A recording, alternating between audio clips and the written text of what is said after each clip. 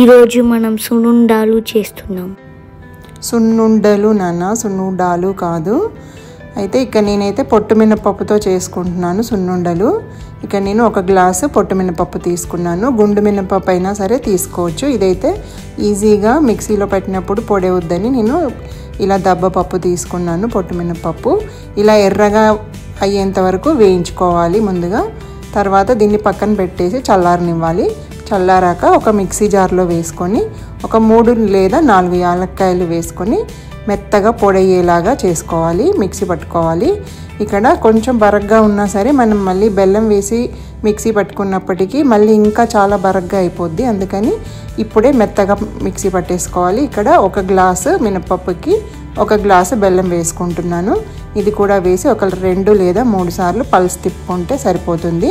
బెల్లం అంతా కలిసేలాగా కలుపుకోవాలి. ఇప్పుడు దీన్ని ఒక ప్లేట్లో కానీ గిన్నెలో కానీ తీసుకొని నెయ్యి అనేది బాగా వేడి చేసుకోవాలి మనం. ఇక నెయ్యికైతే కొలత అనేది ఏమీ లేదు. మనకి సున్నుండ అనేది ముద్దగా వచ్చేలాగా ఇక్కడ నెయ్యి అనేది చూసుకొని కలుపుకోవాలి. ఇక్కడైతే నేను ఒక 2 గరిటెలు వేసుకొని ముందుగా కలుపుకుంటున్నాను. ఇదంతా బాగా నెయ్యి అంతా ఈ పిండికి అంతా కలిసేలాగా కలుపుకోవాలి. తర్వాత ఇక్కడ మీరు ఇదంతా కలిసాక ఒక్కసారి ముద్దగా చేసి చూసుకుంటే మనకి కనుక రౌండ్గా సున్నుండ వస్తే ఓకే, లేదంటే మళ్ళీ కొంచెం నెయ్యి వేసుకుంటూ కలుపుకోవాలి.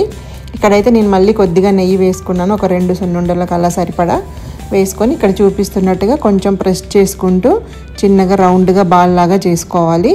ఈ సైజ్ అనేది మీ ఇష్టము, మీకు ఏ సైజు నచ్చితే ఆ సైజు చేసుకోవచ్చు. నేనైతే ఇంత సైజువి చేస్తున్నాను అంతే అండి. ఇలా అన్ని కొద్దిగా మధ్యలో నెయ్యి వేసుకుంటూ ఇలా రౌండ్గా బాల్స్ లాగా చుట్టేసుకోవడమే. సున్నుండలు రెడీ అయిపోయినాయి. మీరైతే ఈ వీడియో నచ్చితే లైక్ చేయండి, షేర్ చేయండి, కామెంట్ కూడా చేయండి. కానీ ఆ ఒక్క బటన్ మర్చిపోకు, ఆ సబ్స్క్రైబ్ బటన్. మీ మొత్తం ఫ్యామిలీ కలిసి ఆ బటన్ని నొక్కండి.